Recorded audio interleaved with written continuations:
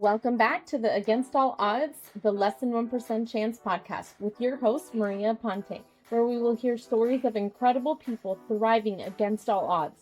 And my hope is that we can all see how life is always happening for us, even when we are the less than 1% chance. Hey, welcome back to Against All Odds, the Less Than 1% Chance podcast with your host, Maria Aponte. I am so excited for another amazing conversation today. So I'm going to quickly introduce my guest because just you wait till you hear his story. I was literally like goosebumps as I was listening to it prior to starting to record. So today's guest is Mark Maselli, a working professional, author, and living proof that mindset can rewrite any story. After receiving a life-saving kidney transplant, Mark ran his first marathon just 346 days later, despite never running a race before. He's the creator of the Maselli Mindset, a framework built from his athletic grit and his leadership experience, helping others overcome adversity and find purpose. He's now an associate director at a top aerospace firm and author of The Overcomer's Journey, Unlocking the Potential Through Vision, Discipline, and Resilience. Get ready to feel inspired and fired up.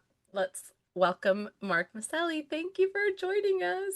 Thank you for having me. This is awesome. I'm so excited. So, as always, I want to start off with what is your Against All Odds story, and just give us a little bit of a rundown of that journey and how it brought you to where you are today. Okay. I think it should start when I was young. And the reason I'm going to start there is because it's going to set everything up. And when I was young, I was born to teenage parents. And so I would spend a lot of time with my grandmother or aunts or whomever was available to watch me. Yeah. And my grandmother on my mom's side had polycystic kidney disease. And what that is a disease where these cysts grow on your kidneys and it continues to grow and grow and grow, and your kidneys just expand until they no longer function properly. And so the year I was actually born, my grandmother was 47 and she had to go on dialysis. Wow. And when I would stay with her, she would take me with her. And of course, when you're a little kid, everyone seems like they're 100 years old, right? Yeah, But exactly. it was one of those things when I would go with her to the dialysis center, these people looked different old, if that Yeah. makes any sense. They looked yellowy, they looked sad, they looked hunched over. They all either used canes or walkers. A lot of them used wheelchairs to get around, and they weren't very mobile. And of course, I would ask tons of questions and I would poke at the machines and stuff. And my grandmother would say, well, this takes all my blood out of my body and it cleans it and then puts it back in. And I'm like, okay. I told her at that time, even at like 4 or 5 years old, I'm never going on dialysis. And I had no idea what that meant. I Yeah. just knew that I didn't want to do that because it looked awful. And part of it was because she would be in a chair for like 4 hours, 3 times a week. And then when she would get home, she would sleep the rest of the day because it's so exhausting and so hard on your body to experience that. Well, start to fast forward, I find out my uncles have it, and then they ended up dying before they turned the age of 40. Two of them did. Wow.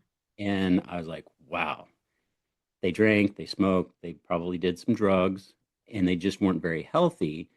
And so that probably contributed a lot to that. And so I'm like, ooh, Yeah. other things I shouldn't do. Stay away from that. Yeah. Right. Although I did end up becoming a drinker, but That's that's for another story, another day, that's right? another story. Yes. And then when I was probably, I don't know, I don't know how old was, but my mom was diagnosed and she went on dialysis at the age of Wow. 47. Oh, okay. And I was just like, oh boy, here we go. And so then fast forward a little bit more, and it was 2018, and I'd gotten back from a business trip and going back to the whole drinking thing. I drank a little bit too much before we flew home. And that Friday night, I was like, why am I still hungover? I just don't feel right. And I woke up in the middle of the night and I was peeing blood. And Oh, and my first thought was, it caught me. I yeah. knew at the instant that I saw it that it had caught me. And I was like, I'm not going to believe this. I went into total denial mode. I'm like, I'm just going to wish this away. And Yeah. I didn't tell my wife. I didn't tell my kids. I kept it a secret. I would like double flush the toilet every time because I just wanted no evidence of it. And I didn't go to the doctor until Monday. And they told me at the emergent care, they were like, oh, it's kidney stones, but you should go to the hospital and get checked out. So I went to the hospital. Their first reaction was, it's kidney stones. And I'm like, yeah, I probably know different than you, but let's go ahead and go with that narrative, Yeah. right? Like I was praying for kidney stones at that Yeah. time. And so they ended up admitting me. They ran CAT scans, MRIs, ultrasounds, you name it, all this blood work. And then around midnight, they had taken me to a room, and the doctor had come in, and I had still not called my wife yet. So Oh my she's wondering where gosh. I am, right? Of course. And of course, my phone had died. So it was It one of was those things, like the it died perfect at like 8 storm. o'clock. And Oh God. so when I finally plugged it in at midnight, it was like, where are you? Yeah. So I called her and I was like, hey, you should probably come up to the hospital. And the doctor was there and she's like, I have to tell you something. So prepare yourself. And as the words came out of her mouth, I knew what they were going to be. And it was, you have polycystic kidney disease. Ugh. And to me, it was a massive punch in the gut. And it was also one of those things where I had worked it up so much in my head over time that what that meant to me is that was my death sentence. Yeah. I was going to die like my uncles did. I was going to die like my grandmother did. And I was just going to live a miserable life on dialysis until I died. Yeah. And it was just such a depressive moment. And my wife showed up. She consoled me. We talked about it. I stayed in the hospital for the whole week. And while I was in the hospital, alone most of the time, because my wife had to go to work and take care of the kids and just Yeah. life, I had to think. And I said, okay, I've got two young boys that are going to grow up without a father, like I did. Yeah. Or they're going to have a dad that is a badass and can fight back and rewrite the story. Which dad do you want your kids to have? Yeah. And I said, well, the second one sounds much cooler. So I didn't accept it. I accepted the fact that I had it, but I didn't accept what the outcome was going to be. Yeah. I took time and I finally met my who would end up being my nephrologist. And I said, this is my game plan. I am going to get a transplant before I have to go on dialysis. My plan, no matter what happens, is no dialysis. I'm going to get a transplant and I'm going to live life. And I became focused on that. And I'm like, what can we do to extend the kidneys I have now? Because when I got diagnosed, I had 24% kidney function. So, and just to, because my brain obviously doesn't know any of this information, so that means that from both kidneys, their 24% was functional. Correct. Oh my gosh.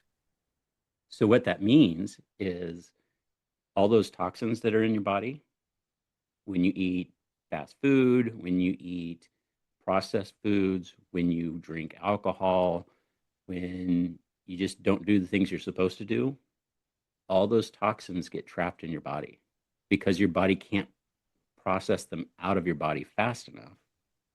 So Because your you kidneys get filter all of that, right? your kidneys filter all that out. And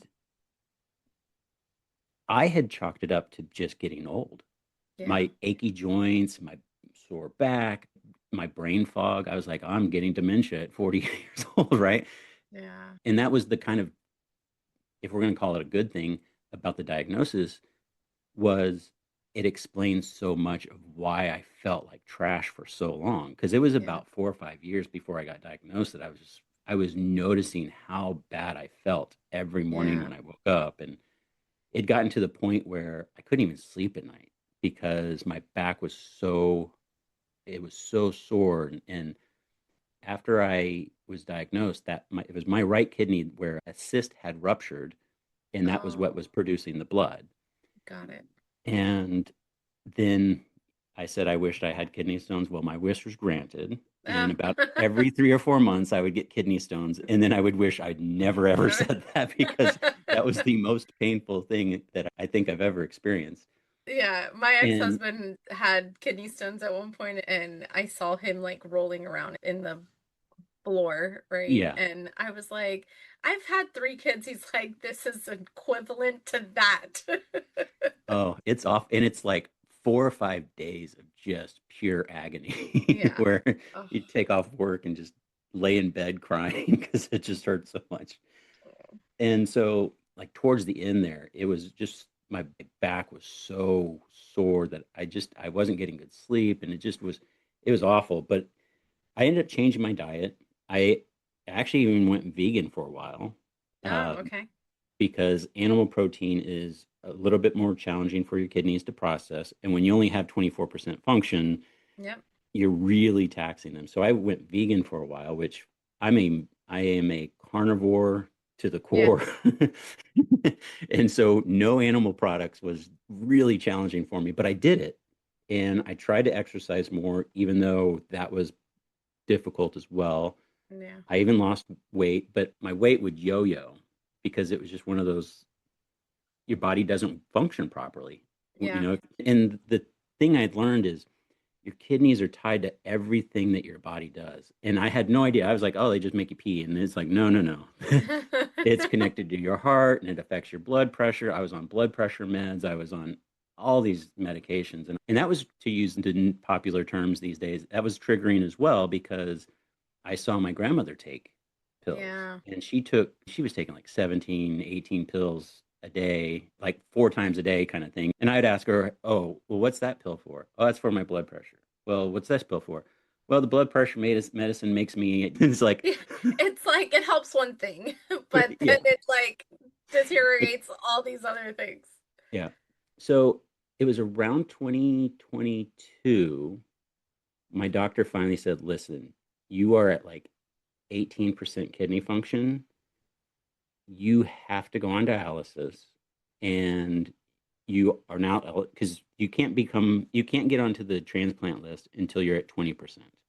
Oh, And it was and one of those, like, I'm sick but not sick enough to be on the list, and yeah, that's it's just one of frustrating. those like frustrating bureaucracy things. But in any case, she's like, you're going to have to go on dialysis, and you're at 18%, and I can't in good conscience keep you off of dialysis anymore. We're going to have to do that. And I'm like, okay, I hear you. Can you give me 6 months? I'm going to find a donor. And she's Mhm. like, good luck with that. I will give you 6 months.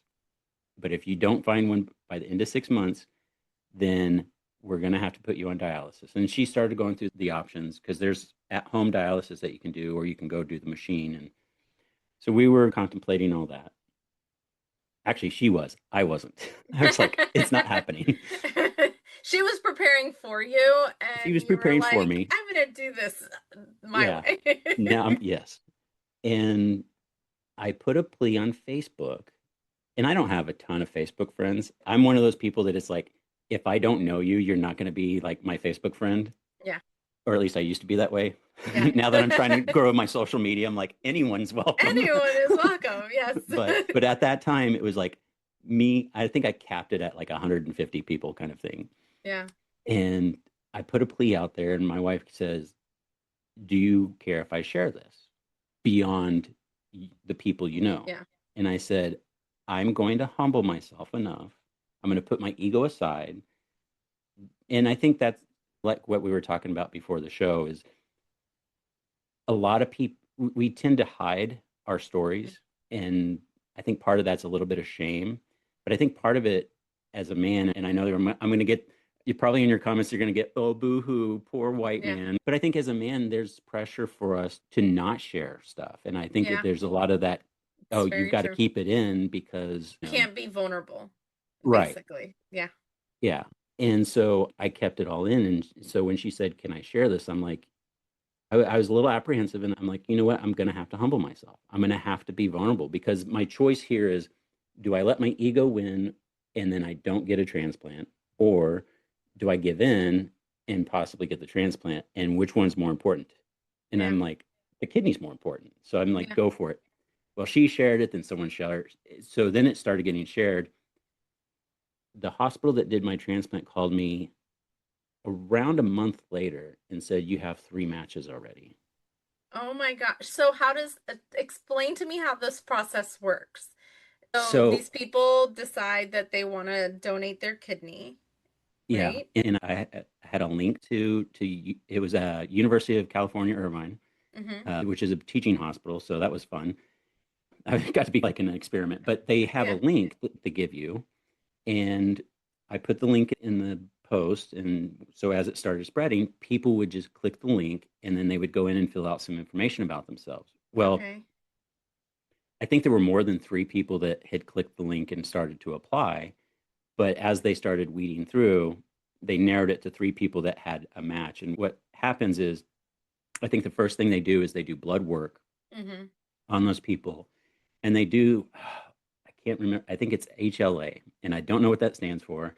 I just know that was like a big thing. And it's basically these genetic markers, I think.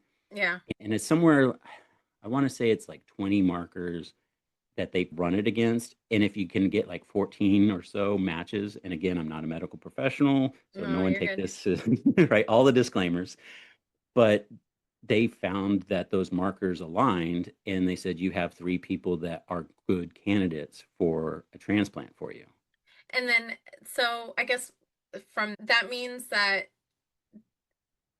they're more likely for your body to assimilate and not reject it. Is that Right, okay? right. So, yeah, like the more markers that align, the less likely it is your body's going to say, "Oh, this doesn't fit." Right? Yeah. Yeah. And Okay. and so it's kind of like fitting a square peg in a round hole kind of thing. It's Yep. like the more it fits into that hole, the better it works Yeah. out. And of course, with my mindset, it was like, I don't care whose kidney goes in my body, it's going to work out because I'm gonna Yeah. will it if I have to. Exactly. I love it. And it was crazy. So this is where the story gets a little bit crazy and a little bit unbelievable, but it's 100% true. Okay. I love it. Give me. This is I think a beautiful example of whatever your belief system is, whether you believe in God, whether you believe in the universe, whether you believe in whatever it is you believe in, it this will make you believe in that more, and that Yeah. there's a bigger being out there looking out for us. When I met my wife, she had 2 older sisters that her dad had with a previous marriage. And then it was her and her brother that had the same mom. In February 14th, so Valentine's Day of 2020, my brother in law, my wife's brother, calls and says, "Guess what? We have another sister." And we're like, "What?" And it was in between the 2 marriages. And Oh it my was gosh. like a wild trip in Spain ended up resulting in Oh my this gosh. middle daughter that no one knew about. She's my donor. What? Yes. She, for whatever reason, and here's the bigger what? So all of that was during COVID.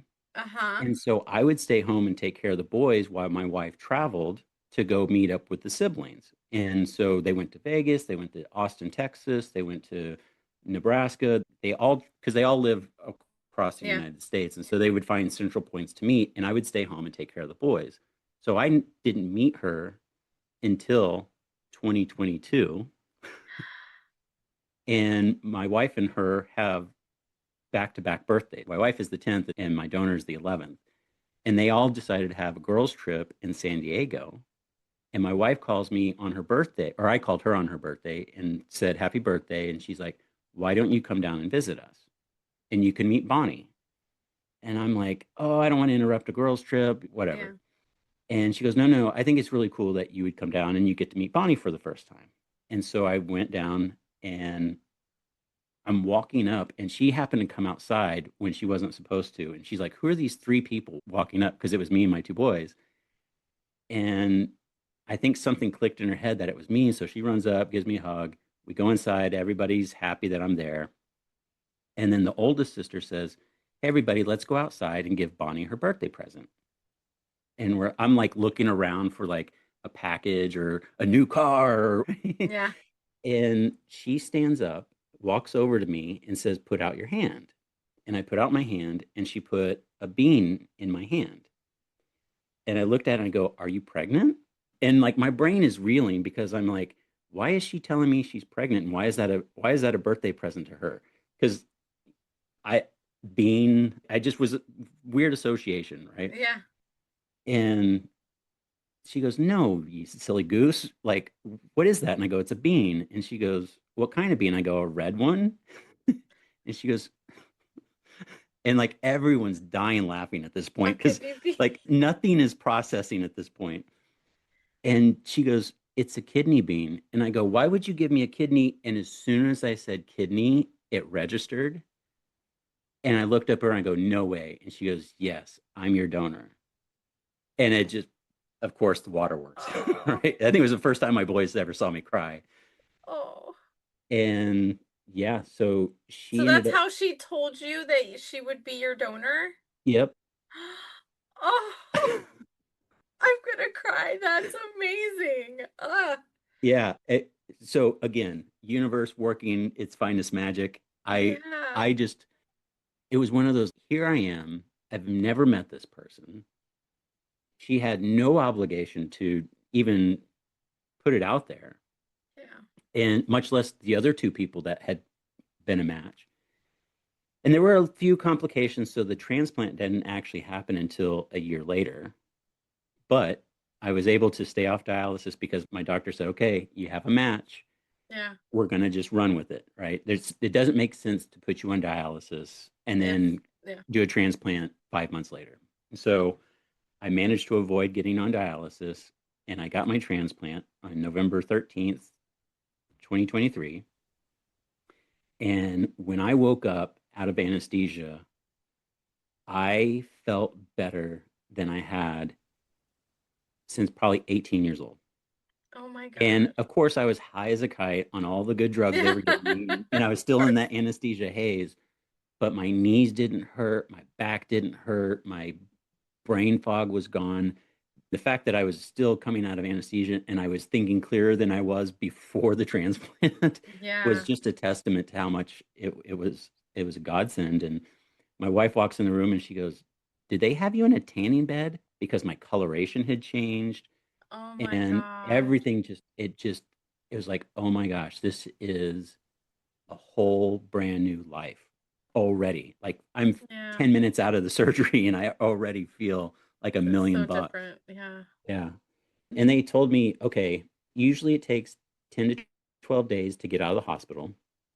But because we removed your right kidney, because that was the troublemaker, or both kidneys have the disease, but the right one was the one that had the kidney stones and the Yeah. ruptured cyst, and it was just really infected. It was 22 pounds. When they removed, the doctor said I was almost going to have to crack open your sternum to get it out of your body because it was so big. Oh my And gosh. yeah, it was the size of like an American football. Right? Oh It my was massive. gosh. And a normal kidney size is the size of your fist. Yeah. So that was eye-opening for everybody of like, oh, no wonder you had back pain. You've got Yeah. two 20-pound kidneys in your body. Of course you're going to have back pain. So were they both that big? Both of them were that big. They did leave the left one in just Uh-huh. because they really don't like removing a kidney when they put one in. Yeah. But because the right one was really infected and had created its own little sac of so that the infection stayed in that sac and the ruptured cyst and everything, I insisted that they take it out and they go, well, that just means you're going to have to take longer to recover and it's going to be harder to do all this stuff. And I said, okay, cool. No Whatever worries. you say. Right. You do not know who you're dealing with. That's awesome. I love it. And so they said, yeah, it's going to take you typically it takes 10 to 12 days. Since we removed your kidney, it's probably going to take a little longer than that before you can get out of the hospital. I'm not a fan of hospitals. And so I Hmm. was like, whatever I have to do to get out, I'm going to do, and I'm going to get out faster than you said. I'm gonna be the best patient ever. Yes.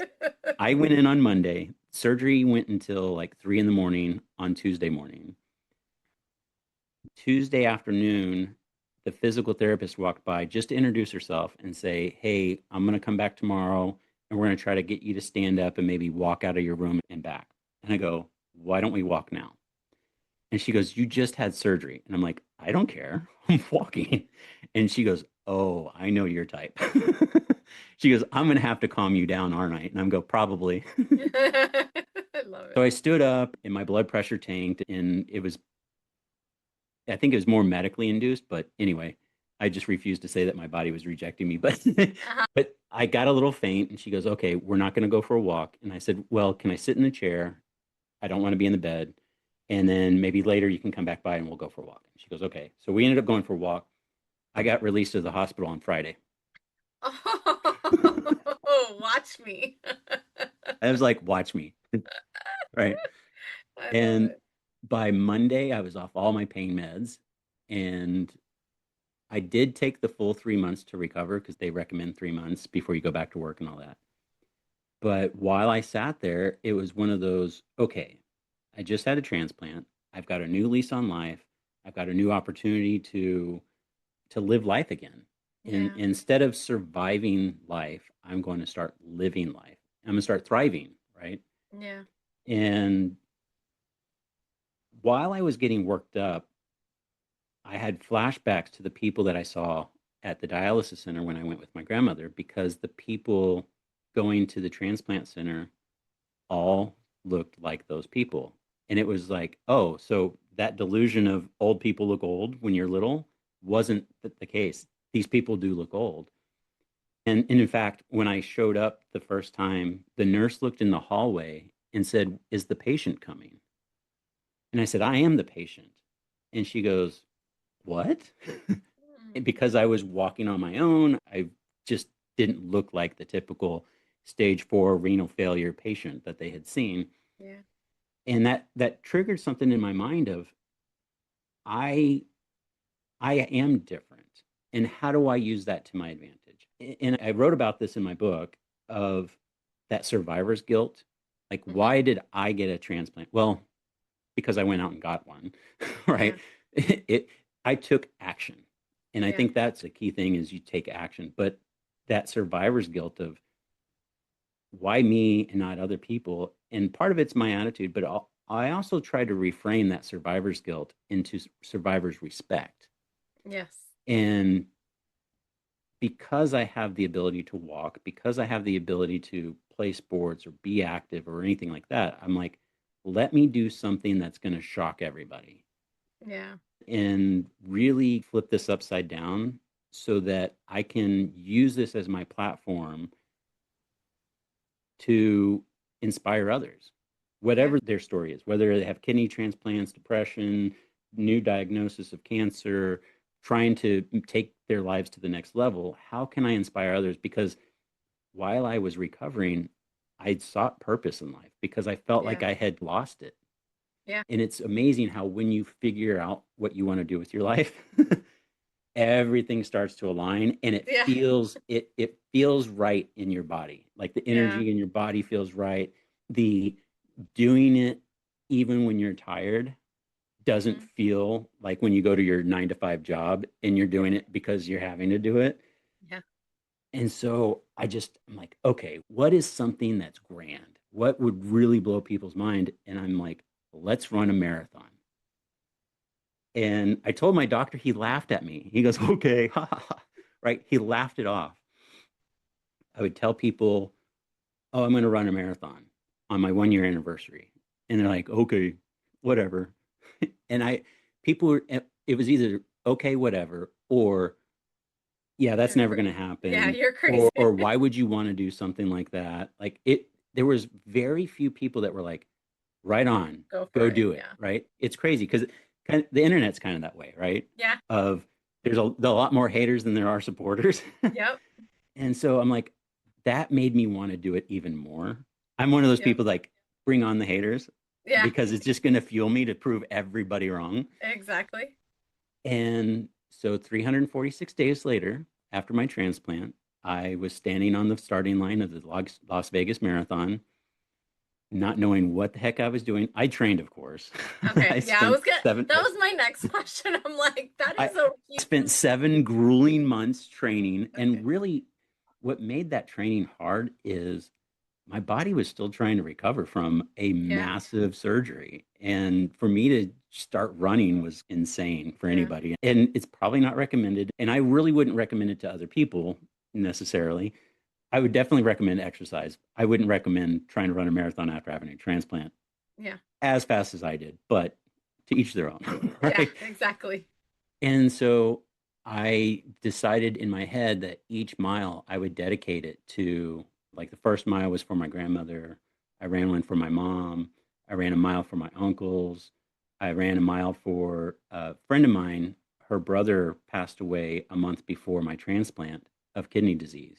And he was so sick that he wasn't even healthy enough to receive a transplant. So, like, I just used all of that for fuel. And when I got to this point where my body felt like it was just going to stop, and I sat down on the curb, and it was about 22 miles. And I sat down on the curb and I'm like, I quit. I just can't do this. And I sat there and I was running through my head of like, what am I going to tell my doctor? What am I going to tell my kids my wife? What am I going to tell these people? Like, I got this far, but then I quit because I just didn't feel like I could do it anymore. And then I remembered my purpose, which was this is to inspire others. This isn't about, as much as this is about me doing something amazing, this is really for those people that can't do this. This is Yeah. for the people in the waiting room that have a wheelchair or a walker and wish they could walk because their kidney disease has done this to their body. And here I am, able bodied, and I'm giving up. I don't think so. Yeah. And so I stood up and I finished that marathon. And the last 4 miles that I ran those 4 miles faster than I had the previous miles just because something clicked in my head of like, there's a greater purpose in me pushing me forward to do this. And when I crossed that finish line, it was just like the weight of the world lifted of like, here it is.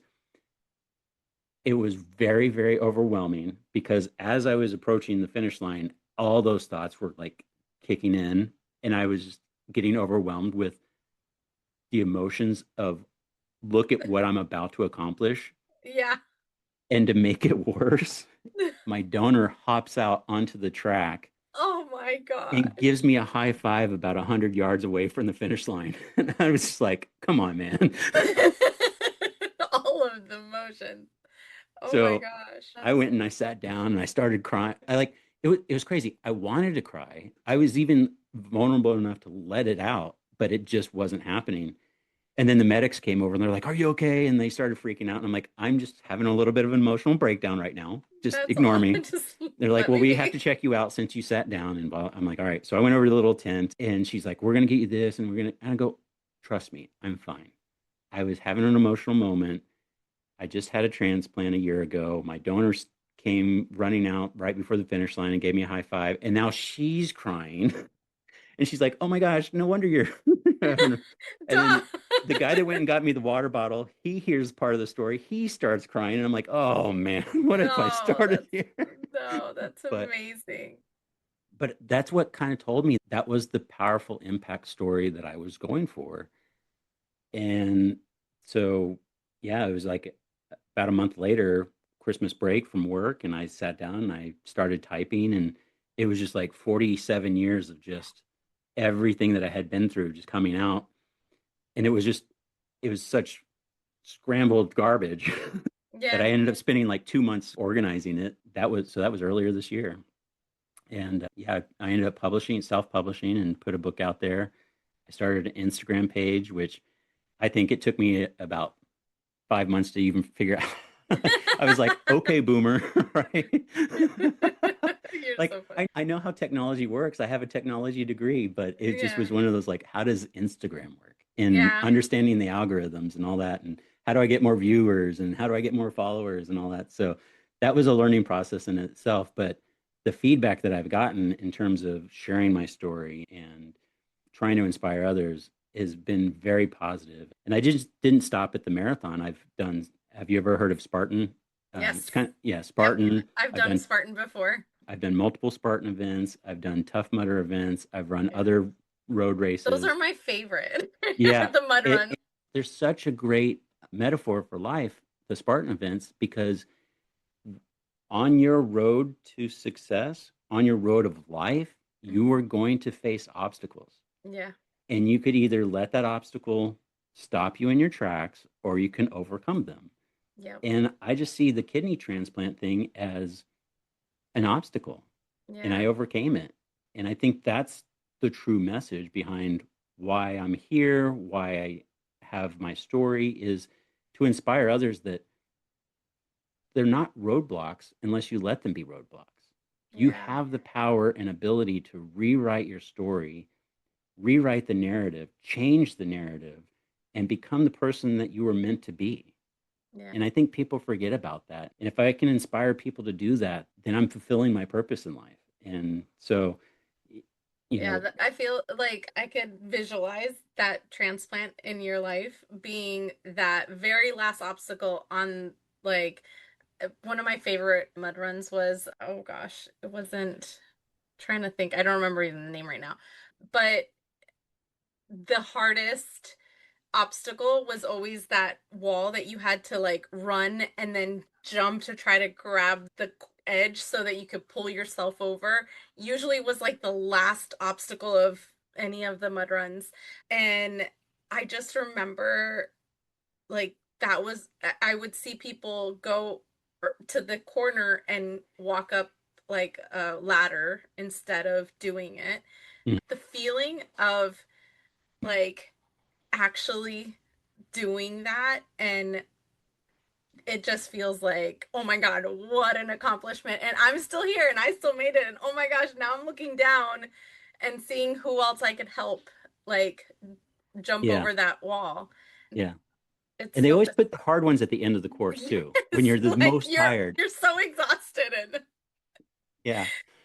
yeah. But yeah, I think those are awesome. And they teach you to not give up and help others. That was a big thing too. Like Spartan events tend to be a little bit more individual Yeah. in my experience, but Tough Mudders, that vibe was so different because it was Yeah. like everybody's there to help everybody else. And what I found in the running community is everyone's supportive of each other. As Yes. much as we want to beat each other on whatever, Yeah. it's very supportive community. I grew up playing hockey and it was like cutthroat. It's like you're on the other team, I'm going to do whatever I can to smash you Yes, and devastate exactly. you. There's no supporting other people, right? Yeah. But the running community, the Spartan community, it's a brotherhood, sisterhood, whatever you want to call it. It's just this crazy environment where we all know what we're going to go through together and we're going to support each other through that. And I think that's another metaphor for what you're doing with this podcast. What I'm hoping to do with my story is create this big community where people that have been through it help each other and help others get through their big thing. If Yeah. we look, society is crazy right now. I've been Yeah. around for a while. This is the craziest society's ever been. Yeah. And there's so much hate. Unnecessary. Yes, I was just And about it's to like, say the same thing. what are we even mad at? Why? Yeah. Right? Like, what are we even like? If you woke up, you are already You're ahead of the game, winning. You right? are winning. If you Yes. have a roof over your head, if you have food in the cabinet, you are winning life. Why are you mad? Yeah. Why are you mad and why do you want to stop other people from achieving that? Why? Yeah, Like, it just choose kindness? I don't know. Like, yeah, where did that get lost in translation? Choose kindness? I don't Be know. kind to others? I Do unto others how you would like. I was getting ready to say there's a very popular book that has a very popular quote in it. Just saying. Just yeah. Yeah, I agree. I am a huge believer of just be kind to people because that's how I want to receive And the thing back. is, if I help you shine, that Hmm. doesn't take away shine from me. No, There's we enough shine. shine to go around, There is enough shine to go around. I right? agree.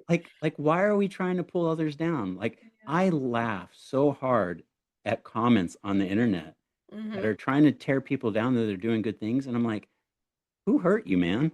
Yeah, Because man. I like, agree. what are we doing here? So a fun little story. There's a guy in the ultra running community. His name's Andy Glaze, and he has run 100 miles every week for the last 300 and well, now he's like in week 302, but for the last 300 and something weeks, he's run 100 miles every week. And Oh my then gosh. during some of those weeks, he's run like the Cocodona 200, the Moab 240. These are ultra marathons where you're running 240 miles in 3 days, kind of Oh thing, my right? Like gosh. these people are just at the next level of testing their bodies and what they're capable of Yeah. doing.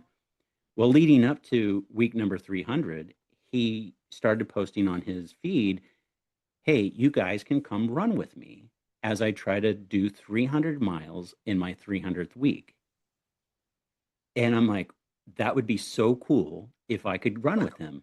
Yeah. Turns out he lives in probably 30 miles away from where I live. Oh my God. And he was going to be running not very far from where I live. And so I shot him a message on Instagram and I said, hey, is it all right if I come run with you? And he's like, absolutely. The more the merrier. And I'm like, I was thinking, this guy has 100,000 followers.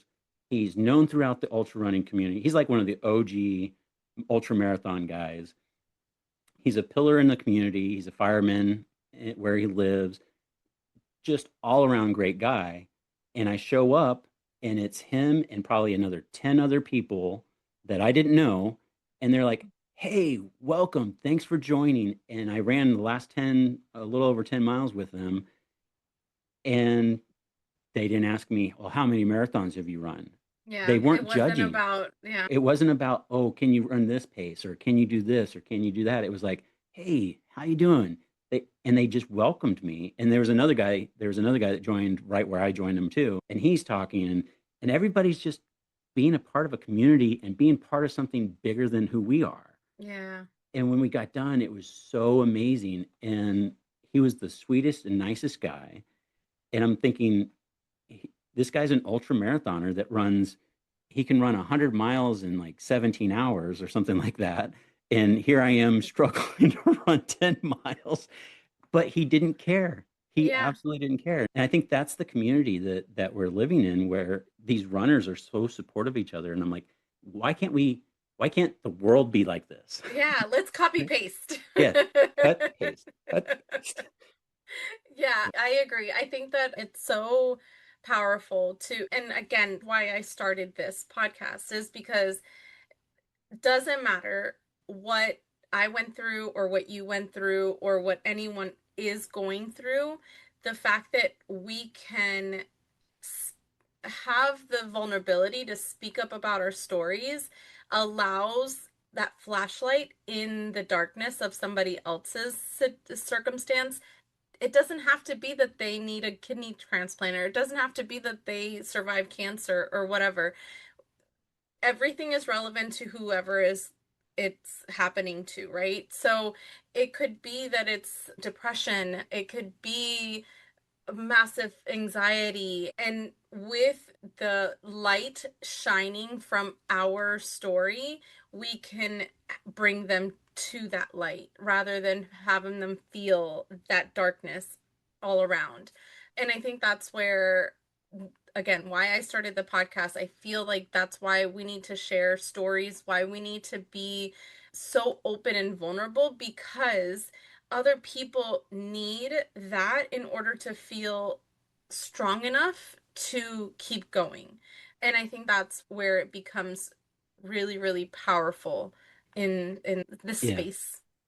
It's so awesome that you said that. And I'm like, did she read my book? I have not because yet, but I will. because I start the book off with like a little short story, and it was one of those things that kind of like I had already submitted my manuscript, and as I was driving to work, this story just came to my mind, and it was talking about the darkness and how we get so used to being in the darkness, Yeah.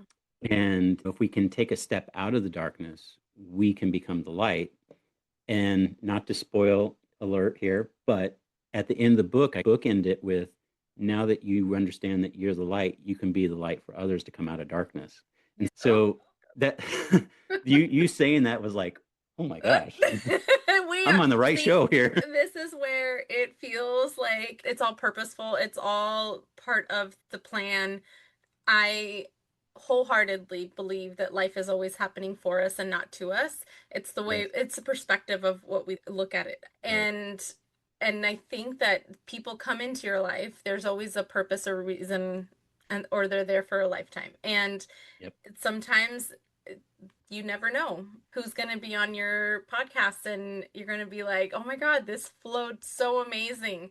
This felt like it was powerful and purposeful and right.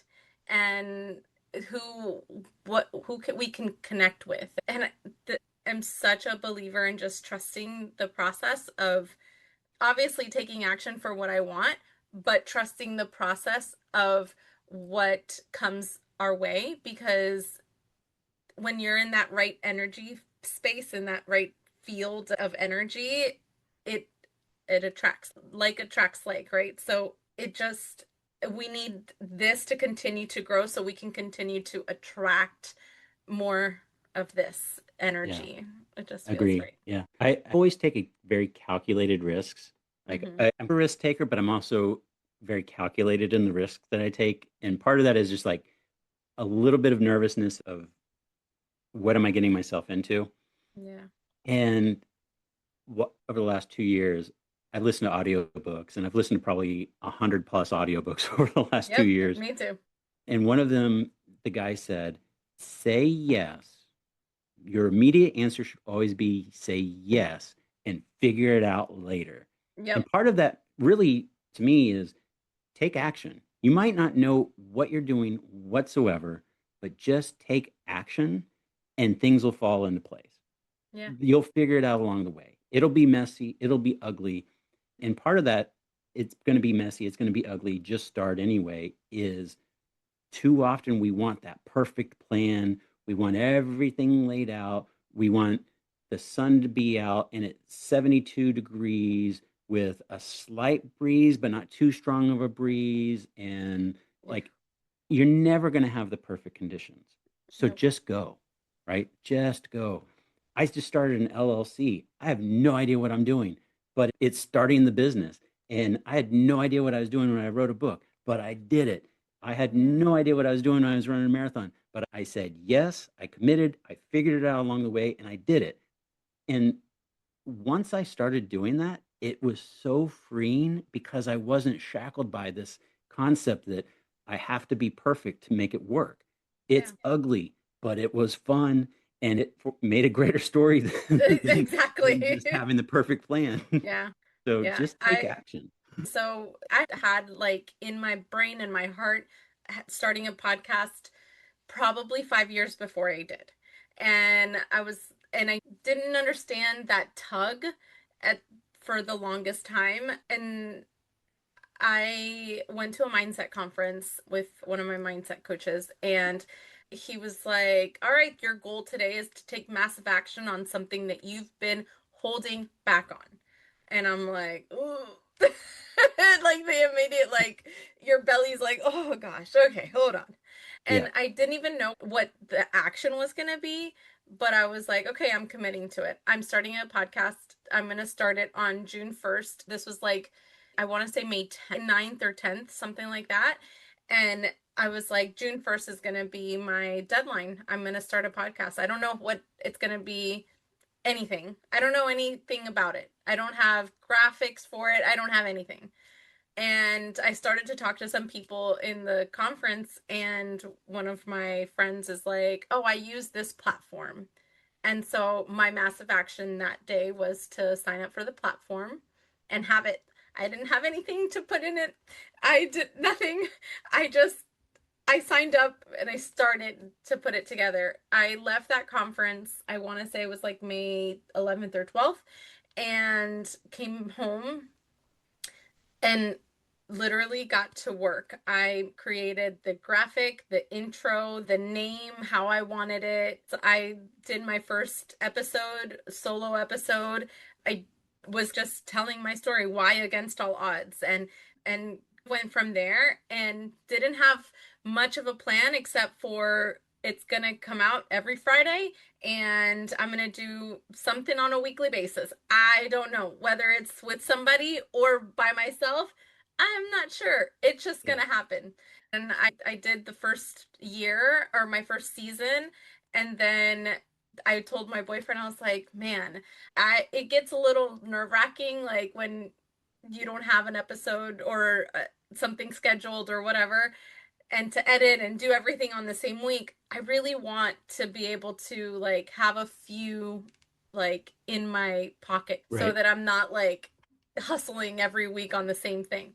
Right. And so that for that second season, I found this Facebook group and I was like, all right, I need to find some guests. And I put it out there and I had 40 people sign up. And I was Yep. like, oh my God, that's not what I was expecting. But yay for that. And that was like season two. And then I was like, all right, next season.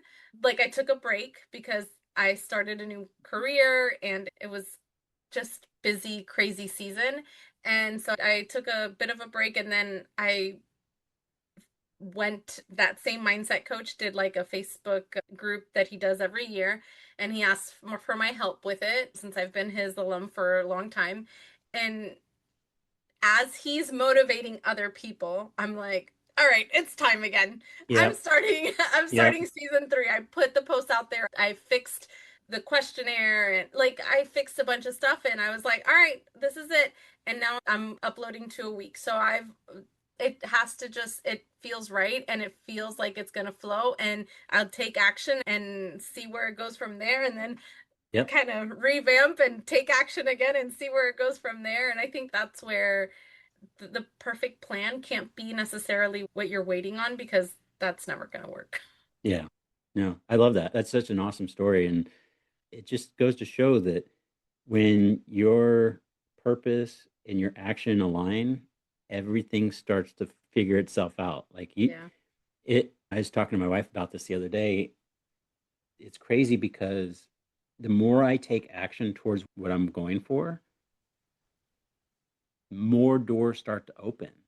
And Yeah. it's like once you go through the door that the universe allows you to go through and you take that leap of faith, it's like the universe says, "Oh, well, you were brave enough to go through that door, so I'm going to open five more. Yeah. And if you're Yeah. brave enough to go through those five, I'm going to open up 20 more."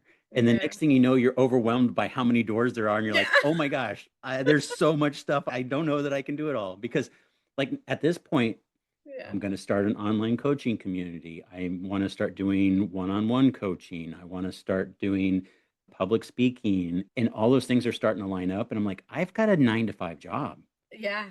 that I, And from what I see, it's not a like a regular kind of job. right? Yeah. And I'm actually in the throes of writing my second book. I have a podcast idea that I want to do called The Comeback, where it talks about comeback stories. And it's I guess in a lot of regards similar to what yours is. But and again, if I start one that's similar to yours, I'm not taking shine off of yours. We're going to No, shine together, right? And exactly. so it's just one of those things, like the snowball effect. Yeah. And maybe that's the word to call it, is the snowball effect of, as you start to gain that momentum, just doors start to open for you. And it's like, okay, now what? Like, Yeah. I'm in the works of getting on a TED Talk. That's awesome. And then everything's going to change, right? And Yeah. so I'm at that point in my life where it's like, okay, which one am I going to do? Am I going to do my career, or am I going to shift my career to being what I want to do and what my purpose is? Yeah. And I've set a goal by the time I turn 50, which Okay. is 13 months from now, Okay. Yay, that's so that exciting.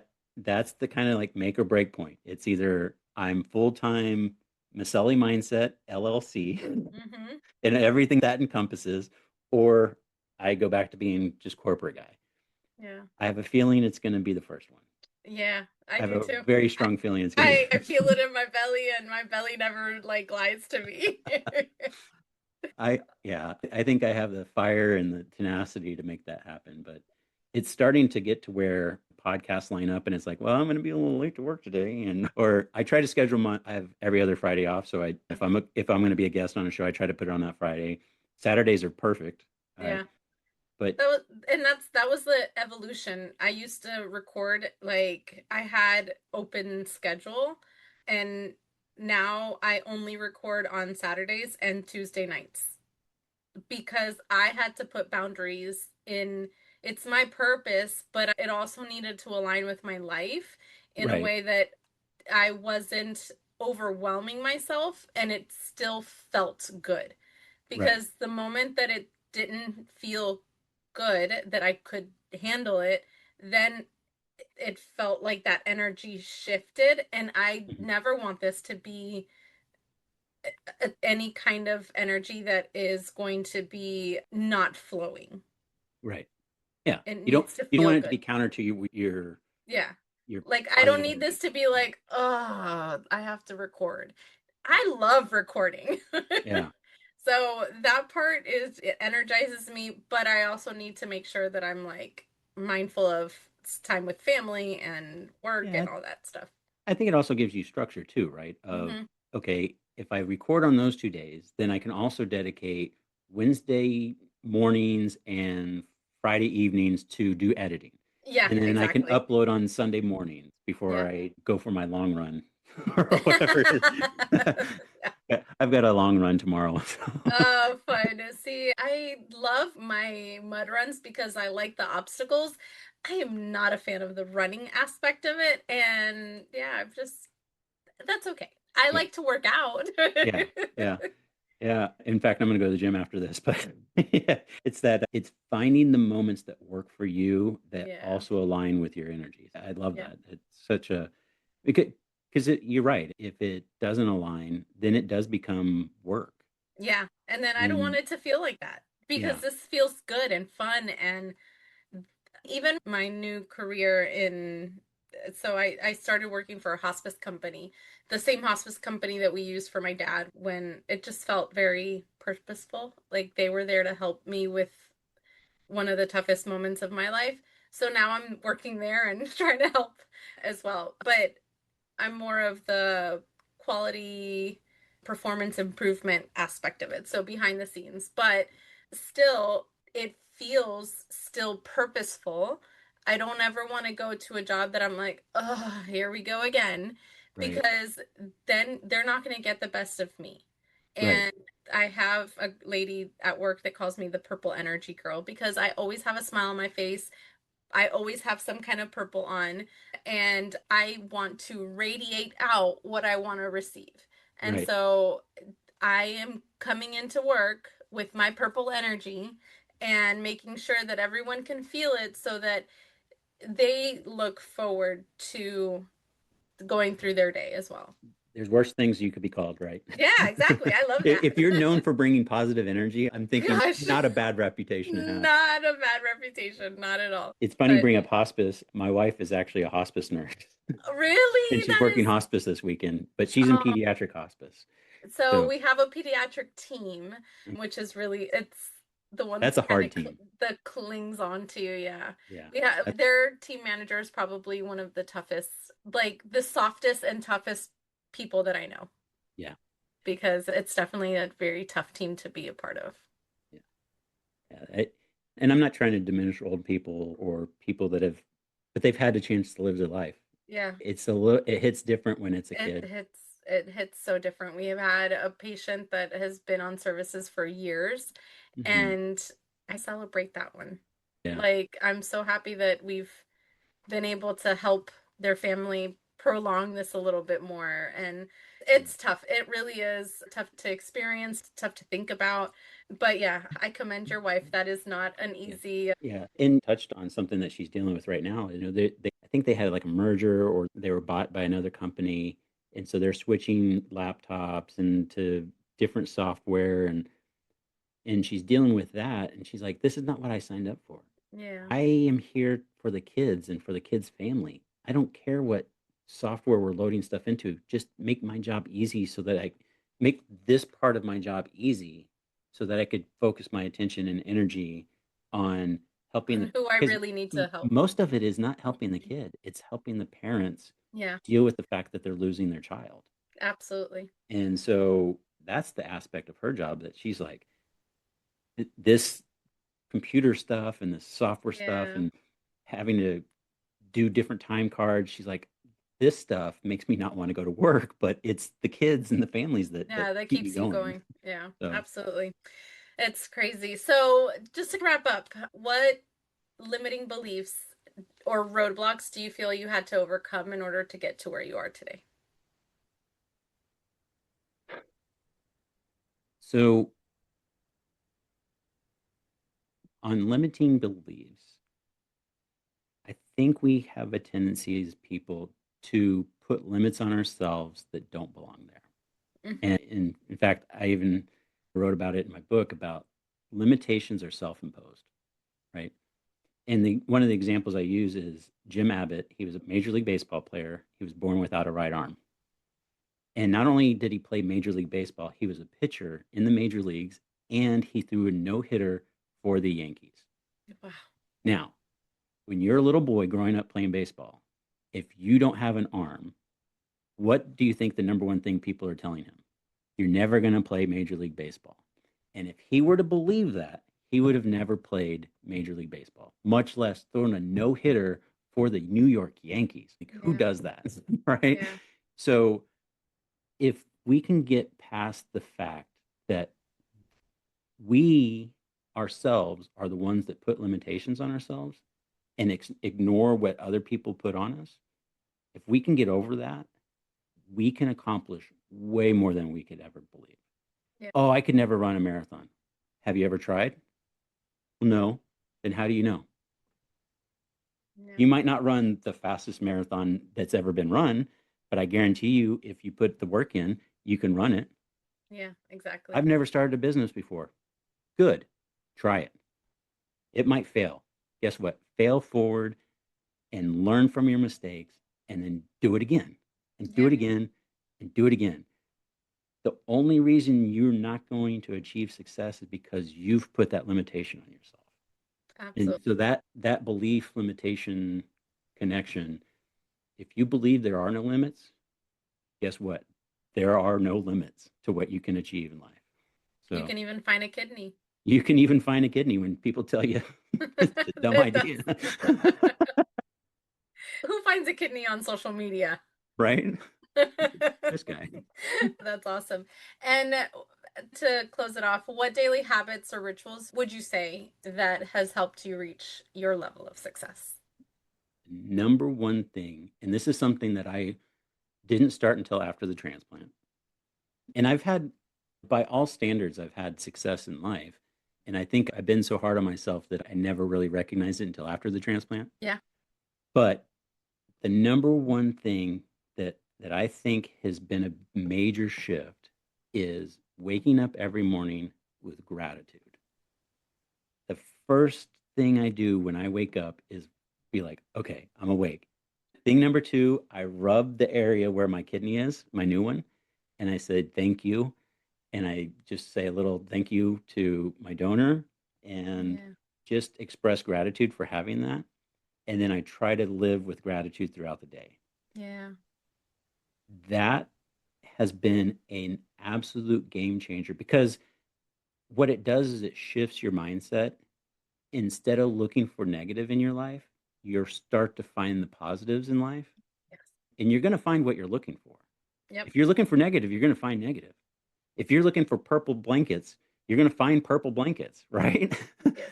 So if you go through your day looking for the positive because you want to have something that you can have gratitude for the next morning. So when you wake up and you're like, all right, here are my three things that I'm grateful for, Yeah. you're going to find things that are good throughout the day. And that's that snowball effect, that Yeah. positive snowball effect that just changes your perspective and it bleeds it. Like if I come up to you, or in your case, you show up to work and everyone is like, oh, there's bubbly purple happy person. You are changing their perspective and their way of dealing with the day, right? Yeah. So yeah, just live with gratitude. Yeah. I love it so much. Oh my gosh. Seriously, Mark, this has been absolutely amazing. Your story is so powerful. Thank you so much for sharing it with us. I'm so incredibly grateful. I'm grateful that you had me on, and this has been a very fun and good experience. So I appreciate you having me, and yeah, thank you for the talk. Yeah, absolutely. Listeners, oh my gosh. I hope you got as much from this conversation as I did. And I'm going to put all of Mark's information in the show notes so that you can connect with him and stay connected to him. And maybe you'll end up being one of his coaching clients. And we can see that grow from its inception to what it's going to be. And so I'm so excited for what's to come for you. And I hope that anybody that's listening to this will follow along this journey with you because I think it's going to be amazing. So thank you again. And thank you for listening. Whether you listened with your ears or with your eyeballs, I am so excited that you got this far. And as always, peace out, guys. Love your life. Bye.